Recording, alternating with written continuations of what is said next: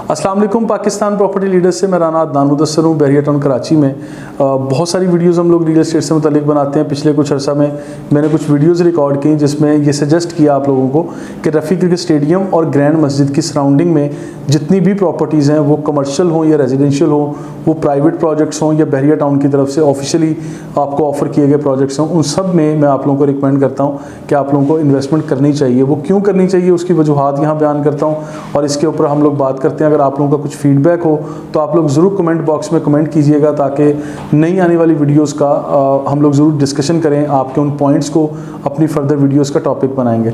और अभी वापस आते हैं अभी इसी पॉइंट के ऊपर कि क्यों मैं इसको आप लोगों को रिकमेंड कर रहा हूँ कि आप लोग इन दो पॉइंट्स पे लाजमी जो है इन्वेस्टमेंट लेके आएँ, क्योंकि इन दोनों लोकेशंस का फ्यूचर काफ़ी ब्राइट है। ख़ासकर मैं ग्रैंड मस्जिद से शुरू कर लेता हूँ। ग्रैंड मस्जिद बहरिया टाउन के अंदर एक नायाब शाहकार है, आप ये कह लें मास्टरपीस है, जो कि बहरिया टाउन में छोटी बड़ी मसाजिद बहुत सारी बनेंगी या पूरे कराची शहर में होंगी, लेकिन ग्रैंड मस्जिद इस तरह का मास्टरपीस एक ही बहरिया टाउन ने बनाना था और वो बना दिया है, जो कि आने वाले कुछ अरसा में जनरल पब्लिक के लिए ओपन कर दिया जाएगा।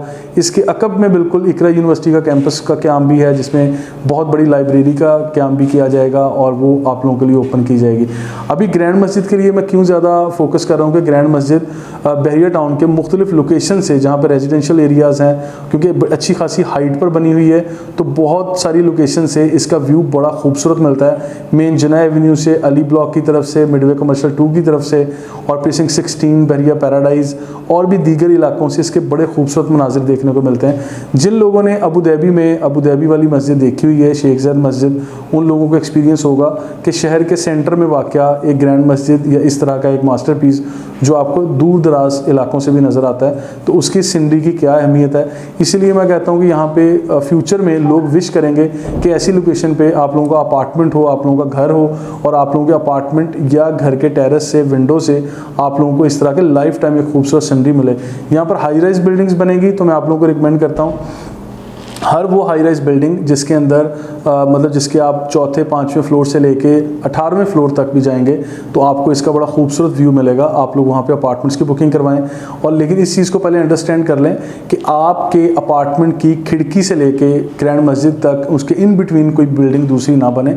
ऐसी जितनी भी बिल्डिंग्स बनेंगी वो बिल्डिंग्स भी बहरिया टाउन में नायाब होती चली जाएंगी। और इसके साथ साथ हर वो ऐसा प्रोजेक्ट उसकी सराउंडिंग में होगा जहाँ से वो व्यू मिलेगा या व्यू इवन नहीं भी मिलेगा, आप लोगों का ईजी अप्रोच होगी, ईजी एक्सेस होगी। आज मैं एक आपको एग्जांपल देता हूँ छोटी सी।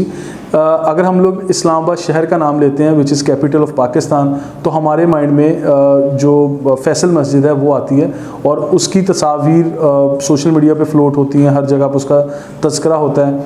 अगर हम इस्लामाबाद शहर की बात करें और फैसल मस्जिद का जिक्र ना करें तो मेरा ख्याल है ये गलत होगा। एक टाइम आएगा जब आप बहरिया टाउन कराची की बात करेंगे और ग्रैंड मस्जिद को इग्नोर करेंगे तो मेरा ख्याल है कि ये भी बहरिया टाउन के साथ ज़्यादती होगी, क्योंकि ये जो मास्टरपीस बन चुका है जो आप लोगों के लिए ओपन किया जा रहा है बहुत जल्द, तो ये मास्टरपीस भी एक नायाब अपनी हैसियत रखता है, जो जिसकी एक हिस्ट्री है। ये आप ये कह लें कि हमारे मुल्क की हिस्ट्री में या दुनिया की तारीख में इस तरह के मास्टरपीस कम ही बनते हैं जो कि बहरिया टाउन ने बनाए हैं। मलिक रियाज साहब को इसका क्रेडिट जाता है। और इसकी सराउंडिंग में जितने भी अपार्टमेंट्स की बिल्डिंग्स हैं, वो डेस्कॉन की हों, वो पैरागॉन की हों, वो DX वाले को प्राइवेट प्रोजेक्ट दे रहे हों या छोटे मोटे कोई भी प्रोजेक्ट्स यहाँ पर आ रहे हैं, आप सारे उन प्रोजेक्ट को कंसीडर करें। और इसकी सराउंडिंग में प्रीसिंक्ट 8, प्रीसिंक्ट 16 और प्रीसिंक्ट 6 है, बहरिया हिल्स का एरिया है, प्रीसिंक्ट 10, 11 का एरिया जहाँ पे लूप रोड पे भी कमर्शियल आ रहा है। आपके मकानात होंगे और फ्यूचर में यहाँ पे मॉल एंड रेजिडेंसी के कॉन्सेप्ट के मुताबिक आप किसी भी जगह पे फूड कोर्ट में शॉप लेंगे या यहाँ पे कॉफ़ी शॉप्स बनेगी, बिजनेस एक्टिविटी होगी। जितनी भी आप लोग यहाँ पे इन्वेस्टमेंट ग्राउंड फ्लोर्स पे कर सकते हैं या कमर्शियल एक्टिविटी में छोटी बड़ी साइज़ का कोई भी दुकान आप लोग बुक कर सकते हैं या आप लोग अपार्टमेंट्स की तरफ जाएं। तो coming back to the point, मैं आपको 2 पॉइंट्स डिस्कस कर रहा था कि ऐसे 2 पॉइंट्स हैं, ग्रैंड मस्जिद की पूरी सराउंडिंग और रफ़ी क्रिकेट स्टेडियम। तो अभी स्टेडियम की तरफ चलते हैं। ग्रैंड मस्जिद का पूरा मोहल्ले को मैंने बयान किया, अभी रफ़ी क्रिकेट स्टेडियम की बात करता हूँ। National cricket stadium Karachi, Gaddafi stadium Lahore और इसी तरह हैदराबाद में जहाँ कहीं भी स्टेडियम बना हुआ है या पाकिस्तान के हर छोटे बड़े शहरों में जहाँ कहीं भी स्टेडियम बने हुए हैं उसकी सराउंडिंग में आपको कभी भी सस्ती प्रॉपर्टी नहीं मिलेगी, क्योंकि आप लोग स्टेडियम भी मैं समझता हूँ कि ये जो एक हेल्दी एक्टिविटी के लिए एक स्पोर्ट्स कॉम्प्लेक्स बनाए जाते हैं, तो इनकी सराउंडिंग में भी आपको सस्ती प्रॉपर्टी नहीं मिलेगी। एग्जाम्पल्स मैंने आपको ऑलरेडी दे दिए हैं। मेरा ताल्लुक बुरेवाला से है। बुरेवाला में एक छोटा सा क्रिकेट स्टेडियम है जिसे बुरेवाला क्रिकेट स्टेडियम कहा जाता है, उसकी सराउंडिंग में सबसे महंगी प्रॉपर्टी मेरे छोटे से शहर में है।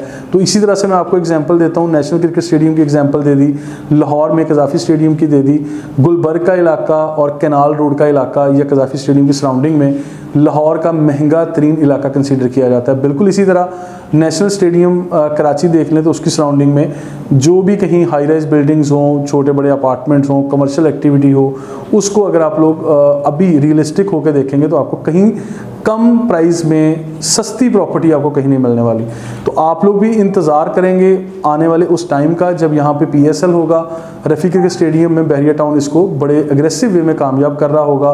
उस वक्त जब इसके एक प्राइस आसमानों को छू जाएगी, उस वक्त अगर आप लोग यहाँ इन्वेस्टमेंट के लिए आएंगे तो आप लोग ज़रा देर कर चुके होंगे, या आप लोग वो आप समझ लें कि बहरिया टाउन की प्राइसेस जो बढ़ रही हैं तो उसका ग्राफ कहीं और जा चुका होगा। इस वक्त की जो प्राइसेस हैं इसके ऊपर आपको रिपीट नहीं होगी ये प्राइस, ठीक है। तो फर्दर मैं आप लोगों को यही कहना चाह रहा हूँ कि रफ़ी क्रिकेट स्टेडियम जैसा शाहकार जो कि पूरे हमारे मुल्क में चंद एक बनते हैं, तो इसका भी जब जिक्र आएगा, जब बहरिया टाउन कराची का आप जिक्र करेंगे या कराची शहर का आप जिक्र करेंगे और आप लोग रफ़ी क्रिकेट स्टेडियम को इग्नोर करेंगे तो फिर आप ज़्यादती कर रहे होंगे, क्योंकि सबसे ज़्यादा रश वाला एरिया, सबसे ज़्यादा हाई राइज बिल्डिंग पर मुश्तमिल जो हाई राइज बिल्डिंग्स बनेंगी, और वो भी रफ़ी क्रिकेट स्टेडियम की सराउंडिंग में बहुत बड़ा कमर्शियल भी आ रहा है और रेजिडेंशियल एक्टिविटीज़ भी बहुत सारी होंगी। फर्दर इन्फॉर्मेटिव वीडियोज़ के लिए और यहाँ पर सेल परचेज़ के लिए स्क्रीन पर हमारे एजेंट्स के नंबर दिए गए हैं। You can follow us. Thank you so much.